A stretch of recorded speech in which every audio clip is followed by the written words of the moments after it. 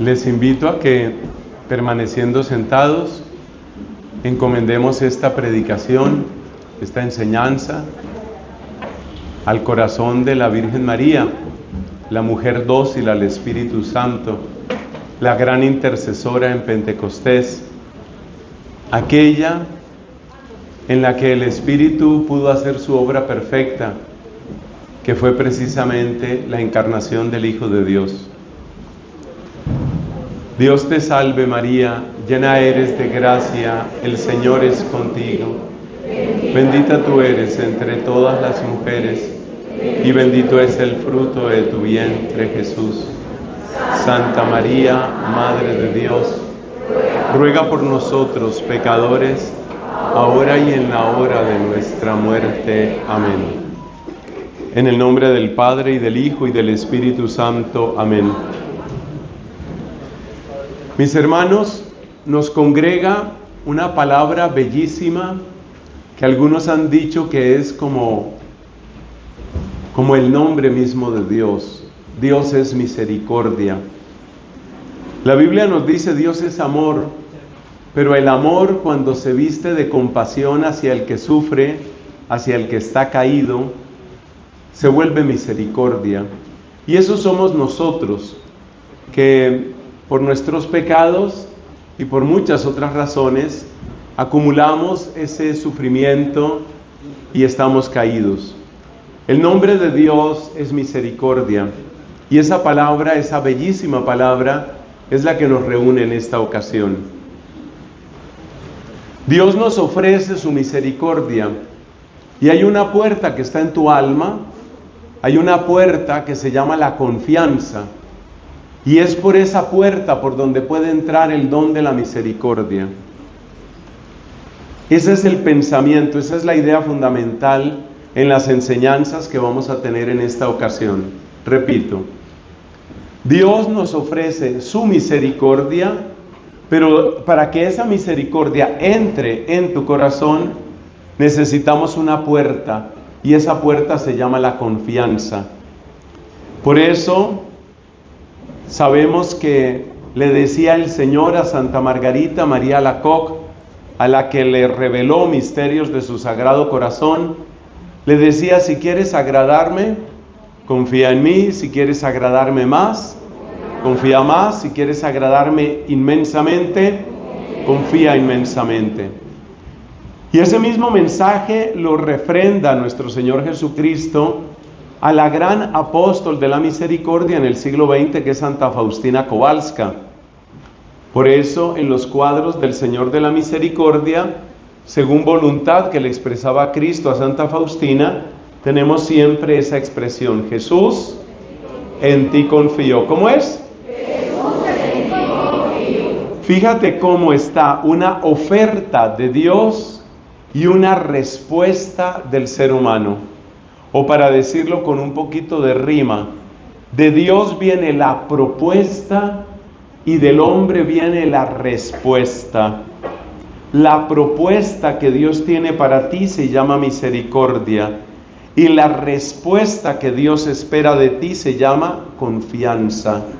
Por eso el gran lema de la fiesta de la misericordia es: Jesús, en ti confío. Esa es la frase fundamental, la súplica fundamental, la proclamación con la que nosotros abrimos la puerta para recibir al regalo que Dios nos da. Entonces, en esta primera enseñanza vamos a hablar sobre la confianza, y concretamente vamos a hablar sobre los obstáculos de la confianza. Porque todo lo que detenga la confianza en tu corazón es un impedimento para que tú recibas el regalo que Dios ya ganó para ti. En la cruz, ese misterio precioso que acabamos de celebrar en Semana Santa, en la cruz ya Dios ganó para ti el regalo de la misericordia. En el don precioso de la santísima sangre del Señor, en ese don precioso, ya Dios ganó para ti, ya te ofrece el regalo de la misericordia, Ya está disponible para ti la misericordia. Solo falta una cosa. Él ya hizo su propuesta, ahora falta tu respuesta. La propuesta de Él, el regalo de Él es la misericordia. La respuesta tuya es la confianza. Por eso, todo aquello que dañe la confianza, todo aquello que interrumpa la confianza, que empobrezca la confianza, que detenga la confianza, de alguna manera se convierte en un freno, en un obstáculo para ese regalo que Dios ya tiene para ti. Entonces lo que vamos a hacer en esta enseñanza, es ver los cinco principales obstáculos en la confianza, porque queremos quitar esos obstáculos. Observa el mensaje que nosotros escuchábamos en la Cuaresma.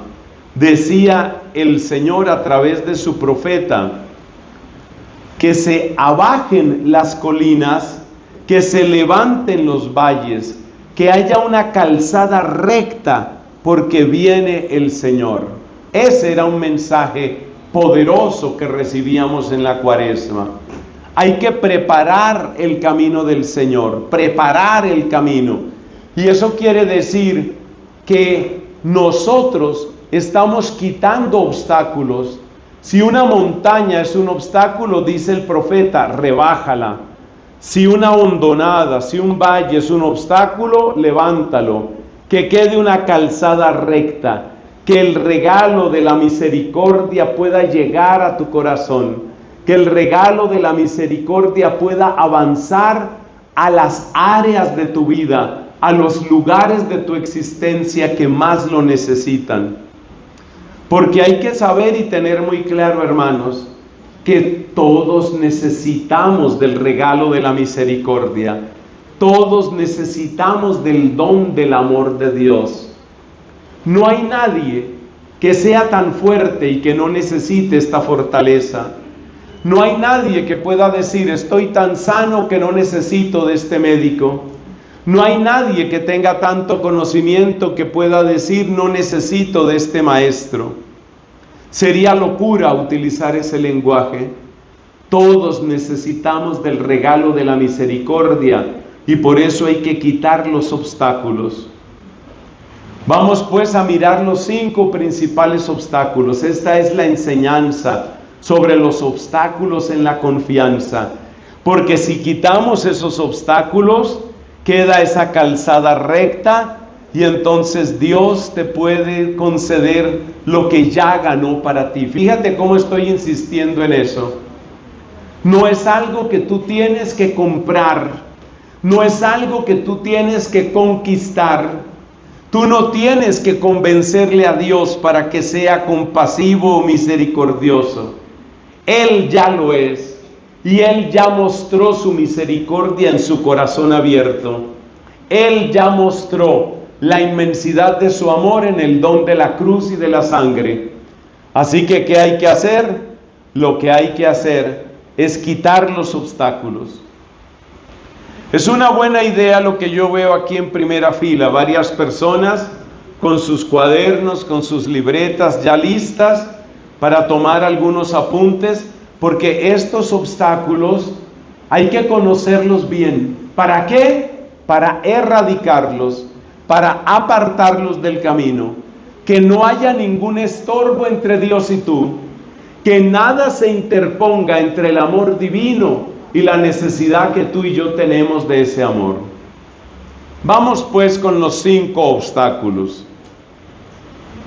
El primero, indudablemente, y es el más frecuente, y es el que ya aparece desde el pecado original, el primero es la soberbia. La soberbia es el gran obstáculo en la confianza, porque si te das cuenta, la confianza lo que quiere es que tú deposites tu vida en la guía, en las manos de otro, que en este caso es Dios mismo. Eso es lo que quiere la confianza.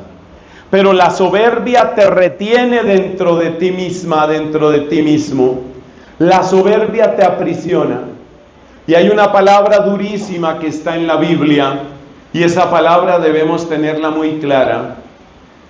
Dios resiste a los soberbios, pero da su gracia a los humildes.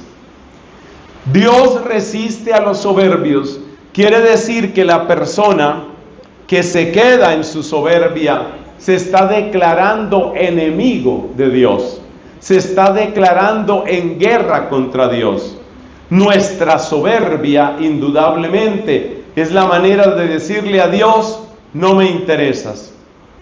No se nos olvide que hay un patrono de la soberbia que es Satanás. Y no se nos olvide que el lema de Satanás es precisamente: no serviré. El enemigo malo, el demonio, tiene por característica la soberbia. Y nos hacemos discípulos de ese enemigo y nos hacemos seguidores del demonio cuando tomamos el camino de la soberbia. Esa soberbia tiene muchas expresiones, pero en cualquier caso es una especie de seguridad que ponemos en nosotros mismos. Por eso se ha dicho que hay tantas clases de soberbia como personas.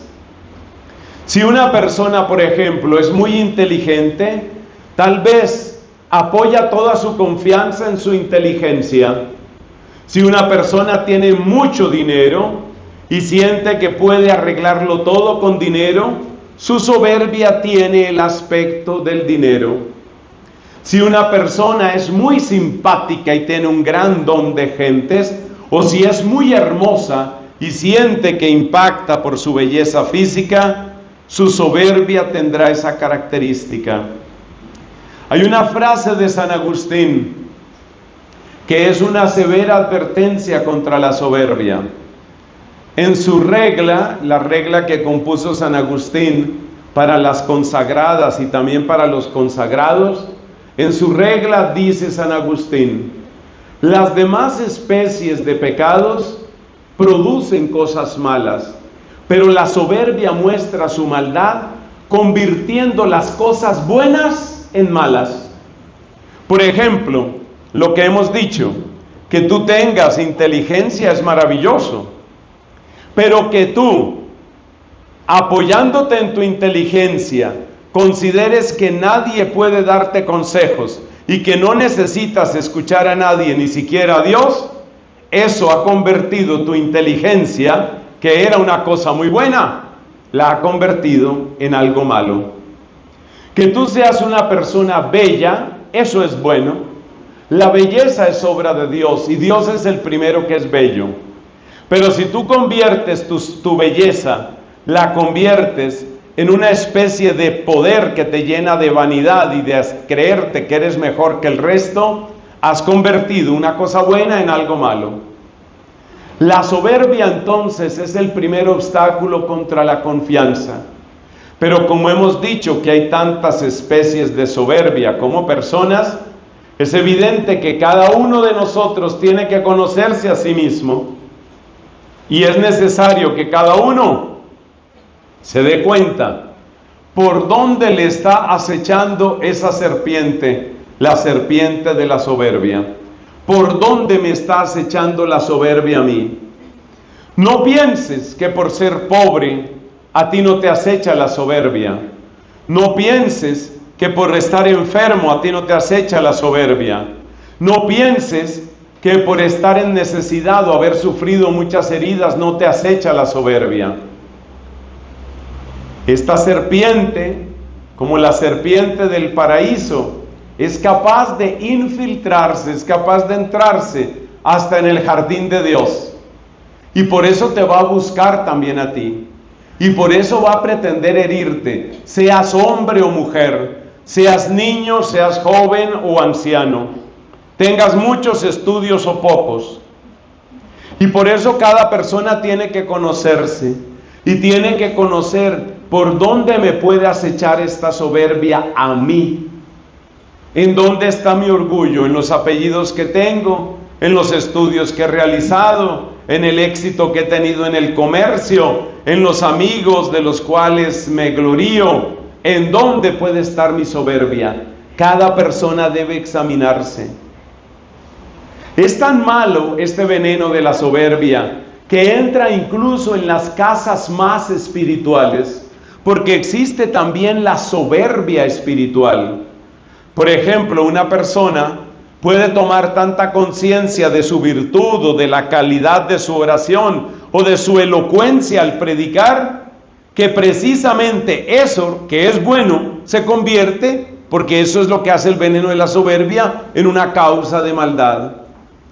Así que no te creas que por estar en un grupo de oración o por estar en una comunidad religiosa o por tener un ministerio sacerdotal o por hacer un gran apostolado, por todas partes nos acecha la soberbia.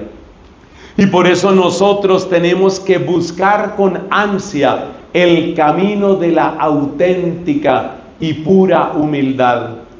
Hermanos queridos, no en vano nos dijo el Señor Jesucristo: aprendan de mí, que soy manso y humilde de corazón. Manso y humilde.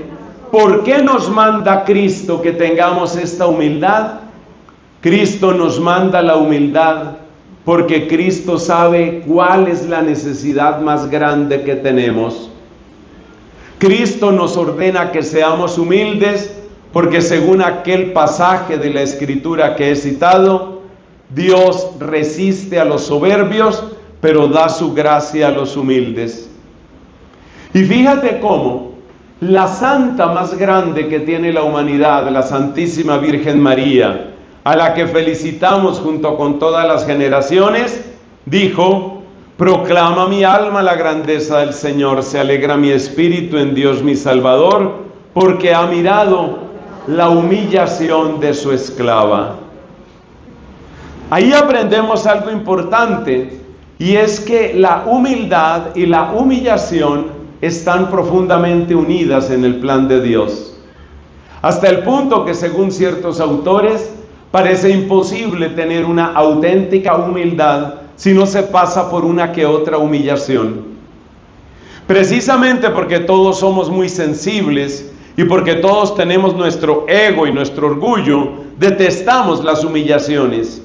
Pero el cristiano que busque con sabiduría la voluntad de Dios, pronto aprende que una que otra humillación, una que otra calumnia, uno que otro insulto no hace daño, sino que hace bien. ¿Y por qué hace bien? Porque a través de ese camino, que es el camino de la humillación, aprendemos a desengañarnos de los aplausos y aprobaciones del mundo y aprendemos a adherirnos y a aferrarnos únicamente al Señor. El cristiano que quiera cultivar la confianza hasta el último grado tiene que aprender a valorar lo que el mundo más detesta y de lo que el mundo más huye, es decir, la humillación, la persecución, la ingratitud. Qué hermoso es el corazón de aquel cristiano que con una sabiduría que viene del Espíritu aprende a valorar lo que el mundo detesta. El mundo detesta las humillaciones y en cambio exalta el aprecio y el aplauso y la aprobación. Pero, hermanos, ¿qué fue lo que nos dijo Cristo en Lucas capítulo 6?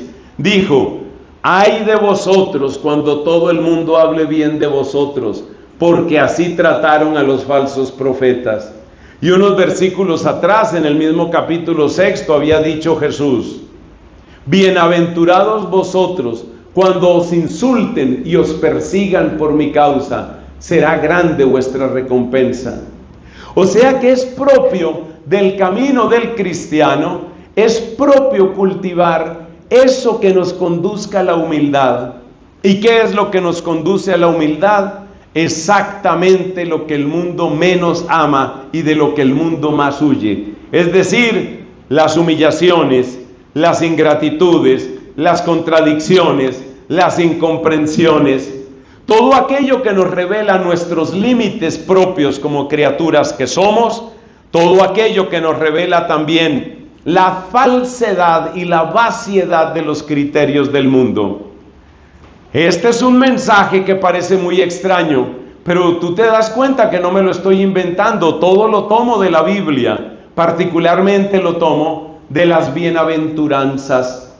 Porque si tú tomas el texto de las bienaventuranzas que se encuentra en Mateo capítulo 5 y en Lucas capítulo 6, si tú tomas las bienaventuranzas te das cuenta cuál es el camino por el que quiere llevarnos el Señor.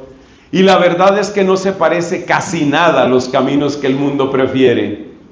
Los caminos que nos presenta Cristo son los que aparecen en las bienaventuranzas. Bienaventurados los pobres, los mansos, los que tienen hambre y sed de justicia, los que trabajan por la paz, los que son limpios de corazón. Y termina diciendo, y lo desarrolla extensamente, los que son perseguidos. ¿Cuál es el bien que tiene la persecución, la humillación, la ingratitud, la incomprensión, la contradicción? ¿Cuál es el bien que tiene todo eso? El bien que tiene está en las dos cosas que he dicho. Me muestra mis propios límites y así me lleva a reconocerme necesitado y a ser humilde. Y a la vez me desengaña del mundo. Pero seamos sinceros, hermanos, ¿cuál es nuestra reacción usual cuando llegan esas cosas? Es decir, esas persecuciones, incomprensiones, ingratitudes. Yo no sé ustedes, espero que ustedes tengan auténtica virtud como yo no la he tenido. Pero la verdad es que en mi corazón, cuando han llegado esas cosas, mi primera reacción ha sido quejarme, renegar, protestar, disgustarme, incluso pelear con mi prójimo. ¿Qué muestra eso? La terrible mediocridad en la que hemos vivido. Y no es de maravillarse que por esa mediocridad espiritual tengamos un obstáculo grande, una barrera muy grande, una barrera en nuestra confianza, una barrera que definitivamente impide que llegue con toda su abundancia la misericordia divina. Así que de hoy en adelante vamos a hacernos un propósito, pero puedo asegurarte que va a ser el propósito más difícil de toda tu vida. Ese propósito es, cuando lleguen, ya sabes que las persecuciones, las contradicciones, la ingratitud, la incomprensión, mi primera reacción va a ser la que tuvieron los antiguos mártires. Yo me estoy acordando, por ejemplo, de la muerte gloriosa de un santo obispo de Cartago en el siglo III de nuestra era. Él se llamaba Cipriano, San Cipriano, obispo y mártir. Él fue juzgado inicuamente por el Imperio Romano, fue juzgado, y después de que lo juzgaron, entonces le dijeron que estaba condenado a muerte. ¿Cuál es la reacción de Cipriano cuando le dicen estás condenado a muerte? Dice él, Deo gratias, que significa gracias a Dios, demos gracias a Dios. Hermanos, esa es la reacción de un cristiano formado, de un cristiano maduro. El cristiano sabe que a través del cincel de la persecución y de la ingratitud y de la incomprensión, a través de ese cincel Dios está esculpiendo en nosotros santidad. Porque Dios nos quiere santos e inmaculados en su presencia por el amor. Efesios capítulo 1. Dios nos quiere santos. Y la escultura que Dios quiere hacer en ti no es en mármol, tan bello que es el mármol, no es en mármol, no es en la madera. La escultura que Dios quiere hacer en ti es una escultura en tu corazón y en tu alma. Y el cincel por el cual se va realizando esa escultura tiene la forma extraña de esas realidades que hemos descrito, es decir, persecución, ingratitud, incomprensión. ¿Qué mal hemos vivido nosotros, por lo menos en el sentido de que hemos desaprovechado numerosas oportunidades? Piensa que cada ingratitud, cada incomprensión, cada persecución, cada insulto injusto es una oportunidad que Dios te da para entrar verdaderamente en el camino de la humildad. Detrás de las intenciones de las personas que seguramente se equivocan y quizás cometen pecado al maltratarnos, más allá de las intenciones de las personas, más allá de eso, es Dios quien está esculpiendo tu corazón, quien lo está formando. ¿Para qué? Para que seas santo, para que seas santa en su presencia por el amor. Ese es el extraño camino de la humildad. Pero hay otro elemento de humildad que también tenemos que mencionar para cerrar este primer obstáculo. Ese otro elemento de humildad es la verdad de lo que somos. Y la iglesia nos ha enseñado a través de sus grandes maestros. La iglesia nos ha enseñado que tenemos recursos para llegar a esa verdad de lo que somos. Principalmente voy a mencionar 3, tenemos que ser breves porque hay mucho tema por cubrir. Hay 3 elementos que nos ayudan a entrar en la verdad de lo que somos. Porque una santa que todos amamos, que se llama Santa Teresa de Jesús, dijo, la humildad es la verdad. Entonces, en la medida en que llegas a la verdad de lo que tú eres, no la verdad de lo que dice tu mamá que te quiere tanto, que ya sabes cómo son las mamás. Las mamás muchas veces lo único que ven es lo bueno en los hijos y siempre dicen, no porque sea mi hija, no porque sea mi hijo, pero es que es muy inteligente, es que es muy, siempre son muy. Yo no he visto ninguna mamá que diga, debo reconocer que mi hijo es muy pecador. No, eso no dicen. Entonces hay que llegar no a la verdad de lo que diga tu mamá, no a la verdad de lo que diga tu enemigo, porque tu enemigo solo te ve defectos, no a la verdad de lo que te diga tu mejor amiga, que solo te ve las cualidades. Hay que llegar a la verdad de lo que eres ante Dios. Y para buscar la verdad de lo que eres ante Dios, hay 3 recursos maravillosos que nos da la tradición de la iglesia. El primer recurso se llama el examen de conciencia cotidiano. Cada día hay que examinar la propia conciencia.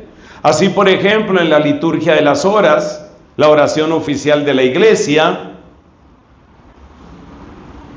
se nos invita cada noche a hacer un breve examen de conciencia. ¿Cómo he vivido este día?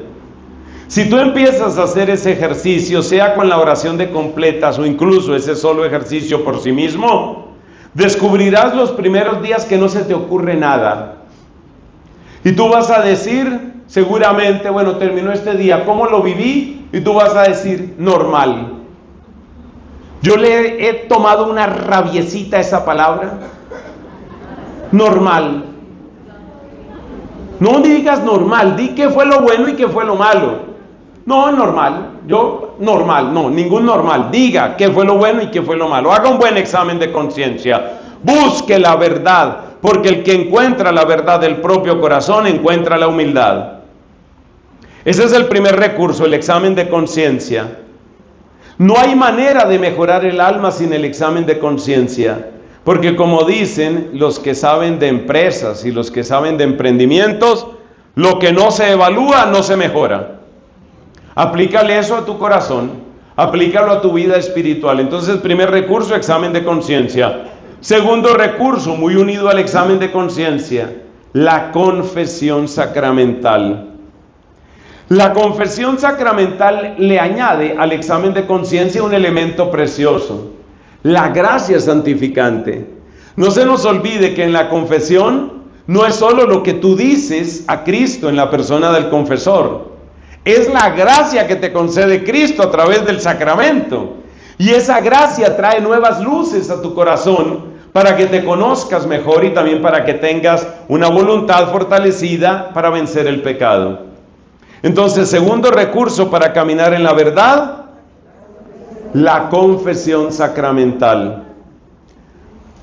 ¿Con qué ritmo debe confesarse uno? Típicamente un cristiano que busca estar en gracia de Dios, que pertenece a algún grupo de oración, que está tratando de comprometerse en servicio con su parroquia, con la iglesia. Típicamente una confesión cada 15 días, cada mes es suficiente, típicamente. No hay que agobiar tampoco a los sacerdotes cada 2 días, diciendo, Padre, me acuso que no regué una matica, que yo la regaba todos los días. Creo que he pecado gravemente, porque amaneció esa mesa y le hacen a uno toda la mímica, la matica amaneció así, Padre. No agobien a los sacerdotes. Recuerden que también hay otros caminos para el perdón, particularmente el perdón de los pecados veniales. Pero sí hay que confesarse con cierta regularidad. Yo propongo entre 2 semanas y 1 mes, más o menos. Y estése revisando, para caminar en la verdad. El tercer recurso que es muy popular en la Iglesia Católica son los retiros espirituales. Yo he conocido laicos, espero que muchos de ustedes sean de ellos, laicos que practican una saludable costumbre. Cada año hacen un retiro espiritual, ojalá de varios días. Según el manual de indulgencias que promulgó San Pablo VI, considérase un verdadero retiro espiritual el que dura por lo menos 3 días. Pero yo sé que por razones económicas, de compromisos familiares o por otros motivos, tal vez usted no alcanza eso. En todo caso, procure tener alguna forma de retiro espiritual. De hecho, esto que estamos haciendo, aunque no es un retiro de 3 días, sino apenas es 2 días corticos, esto le hace mucho bien a su corazón. Y mire, con cada oración que hacemos, con esos cantos preciosos, con las enseñanzas, con las súplicas, con las bendiciones, usted está recibiendo gracia para conocerse mejor. Entonces, ¿cuáles son los 3 recursos para caminar en la verdad? El examen de conciencia, la confesión sacramental, el retiro espiritual. Haga eso. Y por otra parte, lo primero que dijimos para caminar en la humildad, que es que aproveche las cosas que el mundo desprecia, aproveche las contradicciones, aproveche las ingratitudes, aproveche, en vez de estar renegando, que es lo que yo he hecho casi toda la vida. A mí me podrían llamar Nelson el renegón. En vez de estar renegando y quejándose, o en vez de estar victimizándose y pobreteándose, ay, pobrecito yo, cómo sufro, qué cosa tan terrible, el día que lavo el carro llueve. En vez de estarse quejando y en vez de estarse pobreteando y victimizándose, diga como San Cipriano: Deo gracias, demos gracias a Dios. Dele gracias a Dios en ese momento. Usted verá cómo empieza a caminar en la humildad y usted verá cómo derrota ese veneno espantoso de la soberbia. Y ahí terminamos el primer obstáculo. Vamos con el segundo. El primero era el más largo. Ahora vamos con el segundo. Resulta que muchas personas, probablemente yo también me cuento entre ellas, resulta que muchas personas tenemos la costumbre de controlarlo todo. Controlar todo. Ese es un problema para la confianza. Te das cuenta fácilmente que la pretensión de controlarlo todo de alguna manera es una hija de la soberbia. El querer controlar todo impide que la persona se sane, impide que la persona reciba las mejores enseñanzas que Dios le iba a dar. Se cuenta de un hombre que finalmente accedió a recibir una ayuda psicológica, porque realmente era una persona muy conflictiva. Todo el mundo le dijo: mira, vas a necesitar ayuda de un psicólogo. Finalmente fue donde el psicólogo, y las primeras palabras que le dijo este hombre al psicólogo fue: doctor, yo le voy a decir una cosa desde el principio y que le quede muy claro. Ese es el paciente, ¿no? Doctor, yo le voy a decir una cosa desde el principio y que le quede muy claro. El tema de mi prepotencia lo vamos a tratar cuando yo diga. Dígame qué puede hacer un especialista con un paciente así. Entonces nosotros queremos controlarlo todo. Y esa pretensión de controlarlo todo conduce a una serie de males que, con la ayuda del Espíritu Santo, al que hemos invocado en esta oración tan bella que tuvimos al principio, con la ayuda del Espíritu Santo yo espero poder mencionar varias de las consecuencias que trae esta pretensión de controlarlo todo. Por ejemplo, una de las consecuencias que tiene, tal vez la primera, es la frustración. Porque la persona que quiere controlar todo, en el fondo quiere darle instrucciones al universo. Yo le voy a contar al universo cómo se tiene que portar. Universo, hoy tienes que ser así. Y resulta que el universo no hace caso. Además, queremos controlar a las otras personas. Hay esposos que quieren controlar a la esposa y esposas que quieren controlar al esposo. Hay papás y mamás que quieren controlar tanto a los hijos que los exasperan. Y de esto nos habla San Pablo en la carta a los Colosenses. Busquen los consejos familiares que aparecen en la carta a los Colosenses y verán cómo San Pablo ya era consciente de esto. San Pablo dice a los papás y a las mamás, les dice que no pretendan dominar completamente a los hijos porque los cansan, los ahogan, los exasperan. El afán de control produce eso, produce frustración, porque tarde o temprano la persona que tú quieres controlar o la situación que tú quieres controlar se vuelve contra ti. Esto requiere de mucha sabiduría y por eso hemos pedido el don del Espíritu Santo. La realidad, mis queridos hermanos, es que el tema es complicado, pero también la realidad es que muchos de nosotros queremos controlar. Y así como en la soberbia veíamos que había un antídoto que era la humildad, así en esto del control tenemos que encontrar un antídoto. El gran antídoto del control, por lo menos esa es la conclusión a la que yo he llegado, es la auténtica sabiduría. Si eres una persona que tiene un temperamento, una personalidad controladora, seas hombre o mujer, seas chico o grande, porque también hay niños que quieren controlar y hay niñas que quieren controlar. Yo he conocido el caso de niñitas de 2 años y medio que ya controlan al papá, sobre todo a los papás. Es impresionante la capacidad de control que tienen algunas mujeres diminutas. Son diminutas realmente. Uno mira, tiene 3 años la muchachita, pero ya maneja al papá. Y uno dice, Dios mío, ¿qué será esta muchacha de aquí a unos años? Una cosa impresionante. Y como vivimos en una época donde hay una especie de idolatría a la infancia, porque no se puede corregir a los muchachos, porque si corriges a tu hijo lo traumatizas. No se puede corregir, no se puede hacer nada. Entonces todo es lo que diga el niño, y el niño tiene 7 años y es el que gobierna en la casa. ¿Qué vamos a comer? No sé, toca preguntarle al niño. Niño, majestad soberana, ¿qué apetece a vuesa majestad para que comamos hoy? Entonces, a veces acostumbramos a la gente a que controle, desde pequeñitos controlan. Esto es para decir que esto pasa en todas las edades. A mí a veces me causa gracia. Figúrense que yo acompaño una comunidad de oración, una comunidad católica, por supuesto, allá en Bogotá, que se llama Familia Espiritual. Y nosotros, como en muchos grupos y comunidades, teníamos allá un adolescente rebelde. Usted sabe que la gente empieza a rebelarse principalmente con la ropa y con el peinado.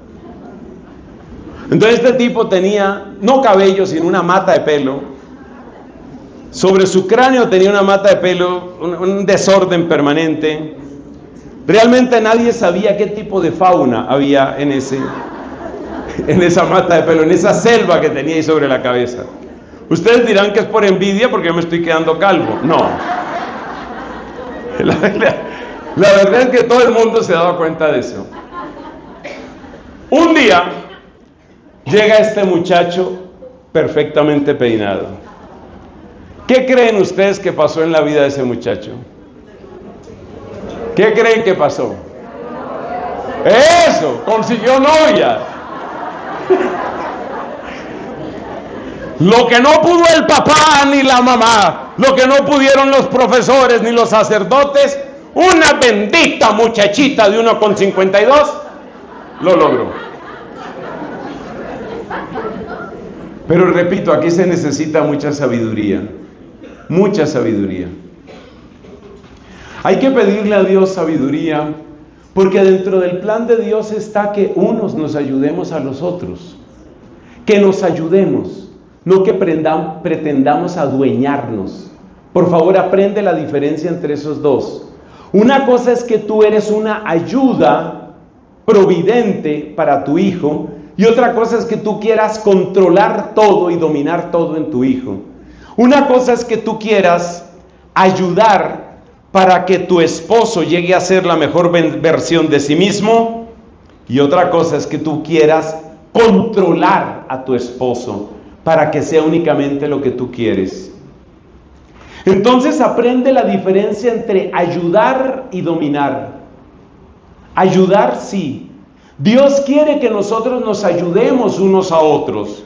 Dios quiere que nosotros nos apoyemos unos a otros. Y hay que saber apoyar, por ejemplo, dando un consejo a tiempo. Hay que saber apoyar indicando a las personas el peligro en el que están. Eso hay que hacerlo. O sea que cuando nosotros decimos aquí que no tenemos que ser controladores, no estamos diciendo que caigamos en el relativismo, ni que caigamos en la indiferencia. Tú tienes un deber que está en el Evangelio, y ese deber se llama corrección fraterna. Cristo lo dijo, ¿no? Dijo, si tu hermano peca, corrígelo, aunque Cristo advierte, primero corrígelo a solas. No hagas una exhibición ni hagas una humillación pública, corrígelo a solas. O sea que tenemos un deber de apoyarnos, tenemos un deber de corregirnos. Pero una cosa es corregir y apoyar, y otra cosa es pretender adueñarse de la vida de las personas. Esto vale también en el plano espiritual. No hace mucho, la Arquidiócesis de Madrid, España, sacó un documento muy bueno, un video muy bueno, sobre el problema de los abusos espirituales. Este documento, este video, documental debería decir, este video es muy bueno, porque ese video nos muestra la diferencia entre apoyar y pretender dominar.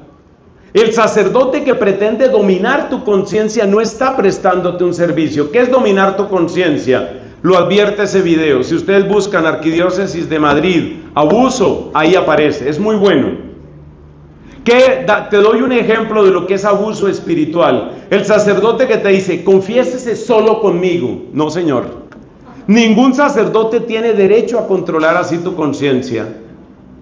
Por eso lo que yo he hecho, personalmente lo que yo he hecho, cuando una persona me pide una dirección espiritual, yo siempre le digo, mire, lo primero que esté claro, por favor, usted sepa que usted puede consultar lo que yo le digo, lo puede consultar con otras personas, sobre todo otros sacerdotes, y usted siempre podrá confesarse con otras personas. Nadie es dueño de tu corazón, solo Dios. Por consiguiente, tú puedes apoyar y debes apoyar, tú puedes aconsejar y debes aconsejar, pero cuidado, no caigas en el error de pretender controlar. Cuando uno se acostumbra a controlar, uno se sale de la majestad divina, uno se sale de la obediencia de Dios, uno se sale de la confianza. Los temperamentos controladores, la gente que quiere tener todo dominado, que hay gente así, por supuesto, y muchos hemos caído en eso. La gente que quiere tener todo dominado no se somete. La gente que quiere tener todo dominado no aprende a dejarse llevar. O como decía hermosamente una predicación, no pretendas ser tan pastor que se te olvide ser oveja. Nosotros somos en primer lugar ovejas. Somos tu pueblo y ovejas de tu rebaño, dice hermosamente el Salmo 99. Pasemos al tercer obstáculo. El tercer obstáculo es muy parecido al control y se llama racionalización. Racionalización. De esto hablaba San Atanasio cuando decía, hay gente que vive preguntando, ¿pero cómo va a suceder esto? ¿Pero cómo va a suceder esto? Como si no pudiera Dios hacer lo que ellos no entienden. Por consiguiente, ¿qué es la racionalización? La racionalización es recortar a Dios para que quepa en mi cabeza.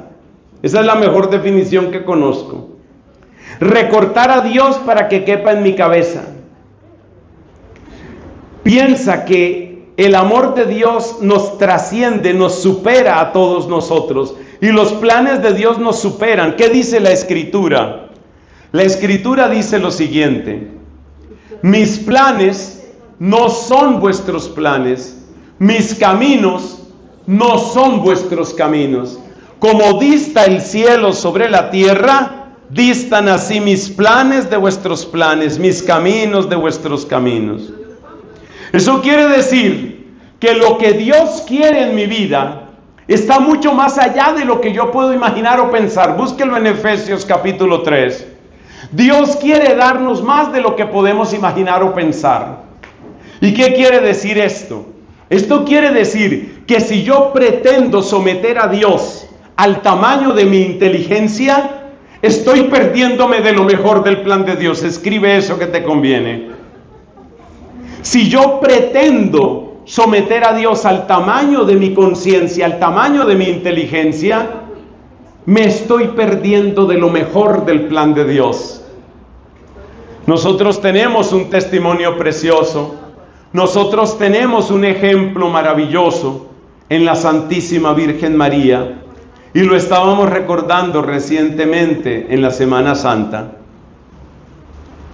Nos dice en Juan capítulo 20, de pie frente a la cruz estaba María, la Madre del Señor. Yo pienso que todos los que estamos aquí hemos conocido del amor de Dios y del amor de María. Pero ¿quién de nosotros podrá entender, quién de nosotros podrá comprender el dolor que ella padeció en ese momento? Y aunque ciertamente ella estaba adornada de los dones del Espíritu Santo, ¿tú crees que ella podía realmente comprender por qué su hijo era maltratado así? ¿Por qué era calumniado así? ¿Por qué le destrozaban el cuerpo? ¿Por qué machacaban su alma? ¿Por qué tenía que llegar hasta ese extremo?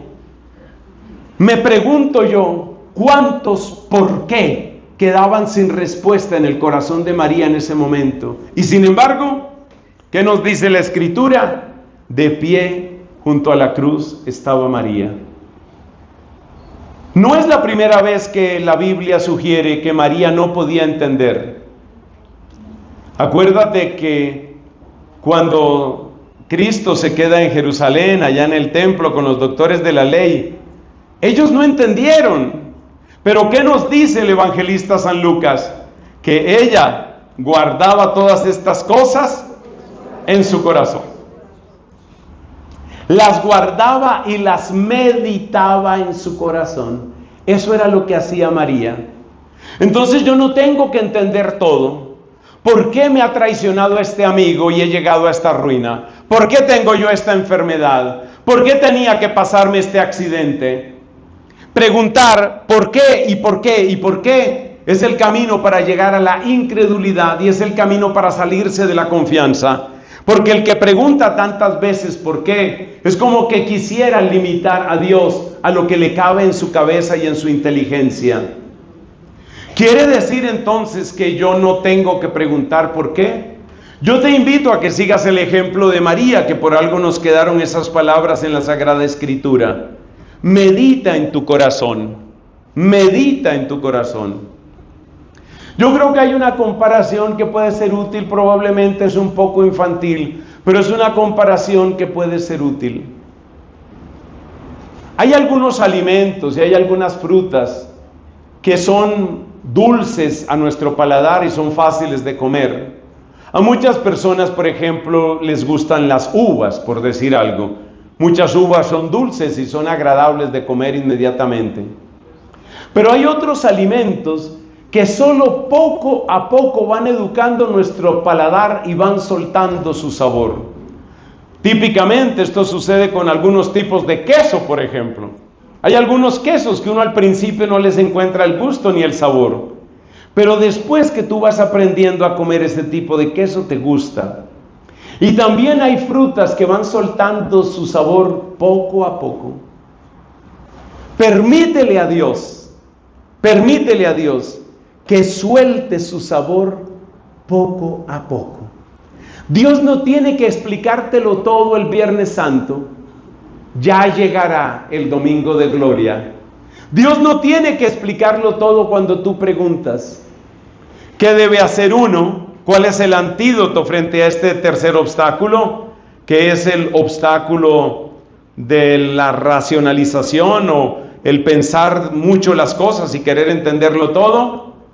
Lo que uno tiene que hacer es orar con estas palabras o parecidas.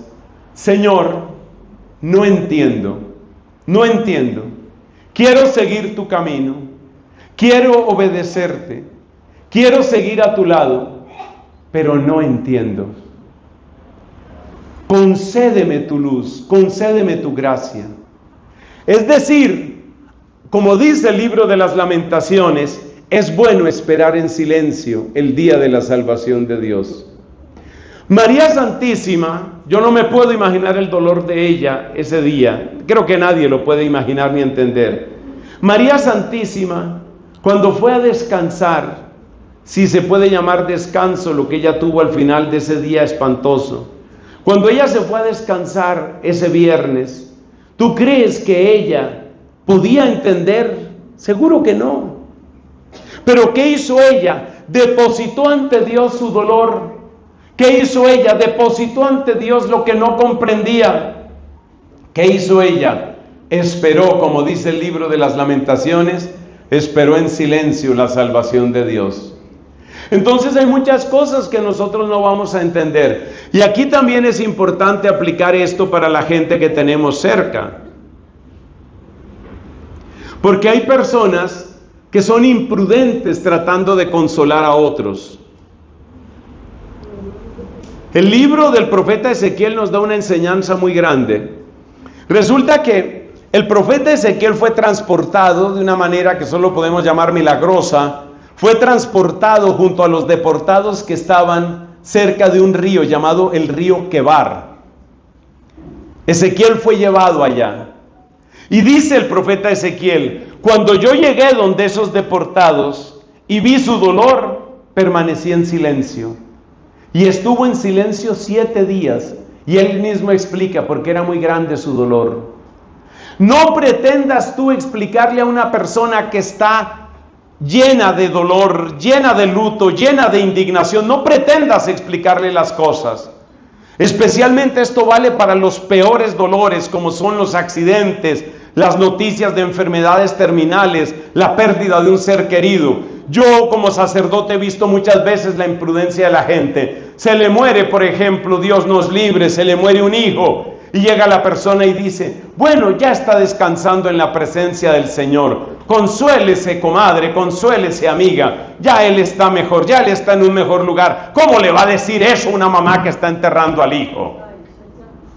Entonces uno tiene que saber que esas frutas sueltan su sabor. Los designios de Dios sueltan su sabor poquito a poquito. Y Dios sabrá en qué momento consuela a esa persona, en qué momento le da a entender. Eso vale para tus amigos y tus parientes y vale para ti. Muchas veces tenemos que hacer el mismo ejercicio del profeta Ezequiel. Simplemente estar. Simplemente acompañar, orar en silencio. En algunas ocasiones yo me he encontrado con personas, sobre todo cuando han tenido accidentes ellos o parientes suyos, gente que reniega contra Dios y ya empiezan prácticamente a blasfemar. Lo que yo hago como sacerdote es acercarme con cariño a la persona y decirle: entiendo este momento, pero te invito a que no hables de esa manera, no te hace ningún bien. Y normalmente me lo reciben bien. Normalmente me lo reciben bien. Ten presente que toma tiempo asimilar las cosas y no todo lo entiende uno inmediatamente. Entonces vamos con los remedios. El primer obstáculo es la soberbia, el remedio es la humildad por el camino de la humillación y la verdad. El segundo obstáculo es el pretender controlarlo todo, el remedio es la sabiduría. Es empezar a buscar qué es lo que Dios quiere aquí y hacer la distinción entre lo que es apoyar y lo que es dominar, que son dos cosas diferentes. El tercer obstáculo es la racionalización. ¿Y qué es lo que necesitamos? La oración y la espera. Oración y espera, porque no hay remedio fácil para esto. Vamos a mencionar un cuarto obstáculo. El cuarto obstáculo, que tiene mucho que ver con la renovación carismática, porque se ha trabajado mucho en la renovación, son las heridas. La experiencia me ha mostrado que las personas que tienen más dificultad para confiar son las personas que están más heridas. Es bastante explicable. Las personas que han sido maltratadas por la vida, La gente que ha sufrido abandonos y grandes carencias, una persona así difícilmente logra confiar.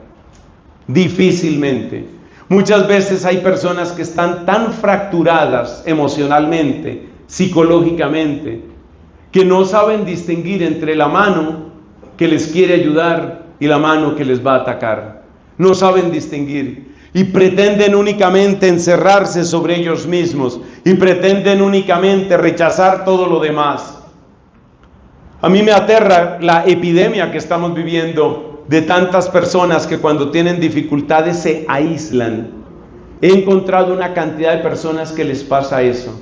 Cuando tienen problemas, cuando van entrando en depresión, cuando tienen ansiedad, en vez de pedir ayuda, en vez de levantar la mano, se aíslan. Las heridas graves tienen esa característica, que producen incapacidad para confiar. Muchas personas, repito, por los vacíos, las carencias, los abandonos, los maltratos que han sufrido, son personas que no se atreven a confiar en nadie. Aquí hay que distinguir dos cosas. ¿Qué hacer si tú eres una de esas personas? Y segundo, ¿cómo podemos ayudar a una persona que está en esa circunstancia?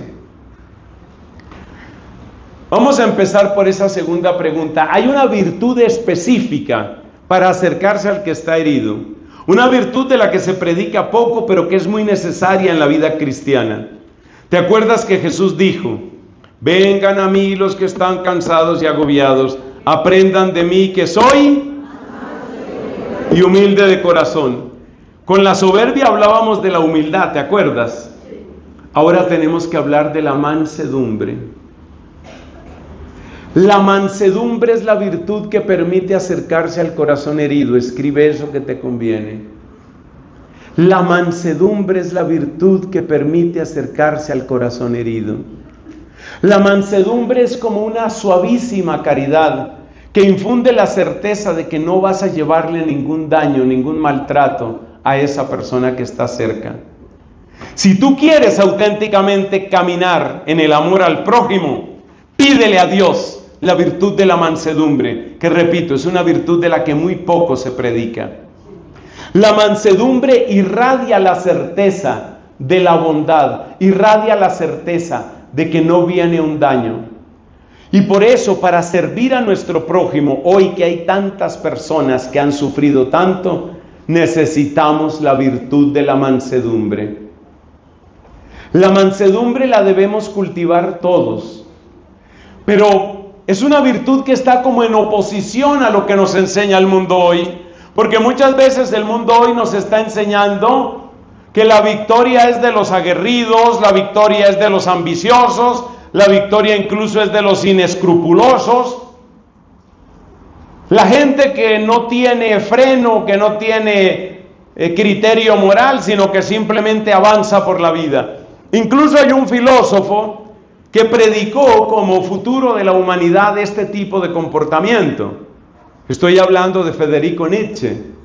Ustedes miren lo que decía Federico Nietzsche sobre lo que él llamaba el Übermann, lo que es el superhombre. El superhombre de Nietzsche es precisamente eso, una persona que no se pone con miramientos y que simplemente avanza por lo suyo. El individualismo, la agresividad, o ese pecado que tanto denunció el Papa Francisco, que Dios lo tenga en su gloria. Ese pecado, el pecado de la indiferencia, nos hacen extremadamente crueles y extremadamente duros con nuestros hermanos. En contraposición a toda esa dureza, necesitamos cultivar la mansedumbre. La mansedumbre, esa suave caridad, esa dulce caridad que se acerca. Hay muchas personas que han trabajado la virtud de la mansedumbre y hay profesiones que se prestan especialmente para crecer en la mansedumbre. Yo lo he visto en hombres y mujeres. El convento donde yo vivo en Bogotá tiene varias personas, tiene varios adultos mayores. En mi convento tenemos 5 sacerdotes de más de 80 años y tenemos 2 sacerdotes de más de 90 años. Entonces hemos tenido varios enfermeros y enfermeras. Yo trato de aprender de ellos, de los hombres y de las mujeres, la manera como tratan a estos adultos mayores, muchos de los cuales tienen diversas dolencias físicas o también psicológicas, porque hay casos de Alzheimer, por ejemplo, que tenemos. Es hermoso ver, aprendamos todos de los buenos enfermeros y las buenas enfermeras. Por algo decía el Papa Francisco que la iglesia tiene que ser como un hospital de campaña.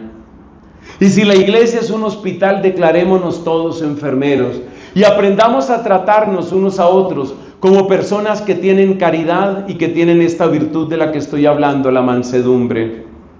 A mí me parece muy tierno, por ejemplo, un enfermero que tenemos allá en mi convento, y llamo la atención que es varón, porque uno está acostumbrado a que la dulzura y este tipo de cualidades son más frecuentes en las mujeres. Pues este hombre es muy varón, no hay ningún problema por ese lado, es perfectamente varonil, tengo que aclararlo hoy en día, pero me encanta la manera como él trata, la manera como él habla, la paciencia y la caridad que tiene, y cómo se va ganando o va recuperando la confianza en estos adultos mayores, en estos hermanos nuestros mayores. Entonces, ¿cuál es la cualidad que te permite acercarte a la persona herida? Se llama mansedumbre y hay que cultivarla, y Cristo quiso que la cultiváramos. Pero ¿y qué pasa si la persona herida soy yo? Pues si la persona herida soy yo, hay una oración que está en la Biblia y hay una oración que hay que repetir, y esa oración es: Jesús, Hijo de David, ten compasión de mí. Jesús, Hijo de David, ten compasión de mí. Acostúmbrate a repetir esa oración. Esa oración es tan suave, es una oración tan discreta y tan breve que no saldrá fácilmente de tu mente, pero lo importante es que no salga de tu corazón. El remedio para el corazón herido está en esa súplica: Jesús, Hijo de David, ten compasión de mí. Y si es alguien en tu familia o en tus amigos o una persona cercana a la que está sufriendo, no te acerques simplemente para llevarle soluciones. Ese es un error que uno comete. Mire, la solución para su problema: las personas primero necesitan un abrazo. La gente se está muriendo de frío emocionalmente. La gente se está muriendo de soledad. Y lo primero que necesitan es una frazada de amor, una frazada de respeto y de caridad y la certeza de que no van a ser lastimados. Eso es lo que da la virtud de la mansedumbre. Bueno, por ahí me están sacando unos letreros que yo no alcanzo a leer, creo que estas gafas ya no me sirven. Vamos a mencionar el último obstáculo, porque son 5. No puede quedar incompleta esta predicación. El quinto obstáculo además es muy fácil de entender y se llama confusión. Imagínate una persona que está perdida en una ciudad que no conoce, está perdida. Y entonces tiene que volver, digamos, a su hotel. Y entonces pregunta, ¿dónde queda su hotel? Y le pregunta a una persona y le dice: mire, eso es muy fácil, usted sigue por aquí, baja y llega allá. Y le pregunta a otra persona y dice: no, eso es para allá, usted sigue por aquí, baja por acá. Y le dice a otra persona y dice: mire, lo mejor es que usted agarre un taxi o lo que sea y vaya para allá. Cuando hay tantas voces, uno finalmente no sabe a quién seguir. Cuando hay tantas voces, uno finalmente se confunde. Y cuando uno está confundido, uno no confía. Es un detalle supremamente importante, porque es lo que más está dificultando hoy, especialmente en muchas personas jóvenes.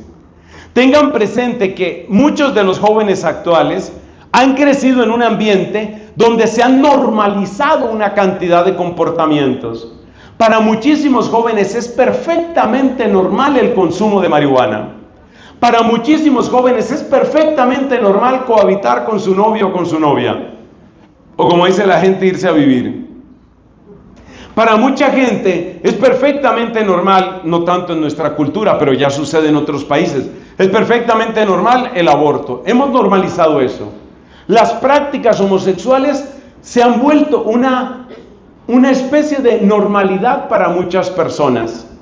Y a mí me llama la atención, hace poco precisamente una joven católica de grupo de oración y una mujer de confesión y todo eso me decía: pues resulta que mi mejor amigo me dice ahora que es bisexual, Y entonces yo digo, pues bueno, al fin y al cabo hay que respetarlo, hay que quererlo así, hay que aceptarlo así. Y yo digo, mira, no se trata de que lo hundas, por supuesto que no. Pero es que tampoco es un servicio lo que tú estás haciendo. Y a raíz de eso tuvimos una larga conversación. Lo que me llamaba la atención es que siendo una persona de formación católica, tenía una terrible confusión sobre este tema de la homosexualidad. Entonces vivimos en tiempos de mucha confusión. Y también esa confusión tiene sus raíces en algunos de los sacerdotes. Porque eso también me lo ha dicho gente. Padre, pero es que yo voy a confesarme con tal sacerdote y me dice, eso no tiene nada, eso no es pecado. Cosas como, por ejemplo, lo que hemos dicho de la homosexualidad u otros pecados sexuales como la masturbación. Va un muchacho o a una chica a confesarse por un tema de masturbación y el sacerdote le dice, no se preocupe, eso es natural a su edad, no sé, pero eso no es ningún problema, usted no tiene que confesarse de eso. Va donde otro sacerdote y le dice, en buena hora está saliendo usted de la quinta paila del infierno. Entonces, a ver, ubiquémonos. Esa confusión hace que muchas personas digan, pero yo le puedo creer a una iglesia que por una parte me dice una cosa y por otra parte me dice otra. Ese es un problema muy grave que tenemos hoy. Ese es un problema gravísimo que tenemos hoy. Y necesitamos pedirle a Dios para aquel Papa que quiera regalarnos con la acción del Espíritu Santo. Necesitamos pedirle a Dios un Papa que traiga mucha claridad en muchos temas, porque mucha gente está confundida hoy, especialmente en temas de familia, de defensa de la vida y de temas de sexualidad y de familia.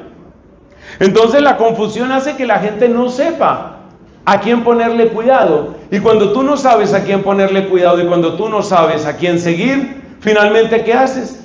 Te quedas con tu gusto, te quedas con tu criterio. Algunos dicen que es bueno, otros dicen que es malo. A mí me gusta, yo lo voy a hacer, ya está. Unos dicen que es pecado, otros dicen que no es pecado. A mí ¿qué me conviene? A mí me conviene que no es pecado. Pues no será pecado. Sigo viviendo con mi novia porque ese no es ningún pecado. Eso está pasando en nuestro tiempo. Y recuerda que la confianza en clave bíblica es una auténtica entrega a Dios. Es auténticamente entregarte al Señor. Y entregar al Señor es entregarte al Señor es entregar todas las áreas de tu vida. Tus finanzas, tu vida social, tu manera de descansar, tu vida afectiva, las áreas de tu sexualidad, todo dentro de ti está para ser entregado al Señor. Entonces no se puede llegar a una auténtica confianza en un ambiente de gran confusión. ¿Y qué necesitamos entonces para salir de ese obstáculo? Necesitamos formarnos. Y yo les quiero decir, algunos dirán que muy retrógrado el padre Nelson, que por qué trajeron a ese padre habiendo tantos otros padres. Y entonces tal vez les digan, no, una escasez, no conseguimos más. Pero yo les quiero decir una cosa, llámenme retrógrado como quieran, a mí me parece que la norma para fe y moral más concreta que tenemos los católicos hoy sigue siendo el catecismo de la Iglesia Católica promulgado por San Juan Pablo II. Tanto que en muchos lugares he dicho y me permito repetir aquí, si usted escucha en un sermón, en una homilía, en una conferencia, en un congreso, en un retiro, usted escucha algo que dice incluso un sacerdote, hasta allá llego yo. Si usted escucha una homilía que dijo por allá un sacerdote, una cosa que a usted le sonó como muy rara, usted dice, eso está como raro. Tenga presente que el don del Espíritu Santo también trabaja en usted. Pero no se quede únicamente con su criterio. Yo le invito, vaya al catecismo de la Iglesia Católica. Tómelo como norma principal. Léalo con frecuencia, consúltelo con frecuencia. Por supuesto que hay otras obras y hay autores buenos que usted puede seguir. Hay gente buena que usted puede seguir en internet, por ejemplo en YouTube. Pero si vamos a hablar de algo muy concreto, yo propongo el catecismo. Uno no puede seguir en confusión, porque el que sigue en confusión en el fondo sigue en desconfianza. El que sigue en confusión en el fondo no está obedeciendo a Dios, sino que está obedeciendo únicamente su propio criterio. Bueno, repasemos aquí los 5 obstáculos y los 5 remedios. Los 5 obstáculos son los siguientes. Las personas que tomaron apuntes les queda fácil, los que no escribieron nada seguramente tienen remordimiento en este momento. Y se estarán preguntando, pero yo ¿por qué soy así? 5 obstáculos. Primero, la soberbia. Remedio, pues hay que buscar la humildad. ¿Cómo se busca la humildad? Aprovechando las dificultades, eso significa ingratitudes, contradicciones, etcétera, y buscando la verdad con los 3 remedios que propusimos. Segundo obstáculo, el afán de controlarlo todo. Remedio, sabiduría y discernimiento para distinguir entre lo que es apoyar a las otras personas y lo que es pretender dominar y adueñarse de la vida de la gente. Tercer obstáculo, la racionalización. Pretender entender todo, recortar a Dios para que quepa en mi cabeza. Gran tontería. No va a funcionar. Pero a todos nos duele no entender. ¿Qué hay que hacer? Hay que orar. Hay que ser sincero ante Dios y decirle, me duele y no entiendo, pero aquí estoy, Señor. Y esperar, porque es bueno esperar en silencio la salvación de Dios. Cuarto obstáculo, las heridas. ¿Qué tengo que hacer con mis propias heridas? La oración por excelencia es: Jesús, Hijo de David, ten compasión de mí. Esa oración es muy suave, es muy dulce, es muy eficaz, no va a salir de tu mente, no debe salir de tu corazón. Y si se trata de la herida de otra persona, hay que cultivar la virtud de la mansedumbre. Quinto obstáculo, la confusión. ¿Por qué? Porque la confusión hace que finalmente yo no sepa qué voz seguir, qué camino seguir, y termino entonces siguiendo mi propio criterio, siguiendo mi propio camino. Y entonces, ¿qué hay que hacer? Hay que formarse. Vínculo próximo que tenemos para formarnos, el Catecismo de San Juan Pablo II. Hay otros caminos y hay otros lugares, hay personas que nos ayudan y nos enseñan muy bien en Sagrada Escritura, en moral, en dogma, en lo que sea. Pongámonos de pies, por favor, para pedirle al Señor que podamos vencer estos obstáculos y podamos abrir ampliamente las puertas a la misericordia de Dios.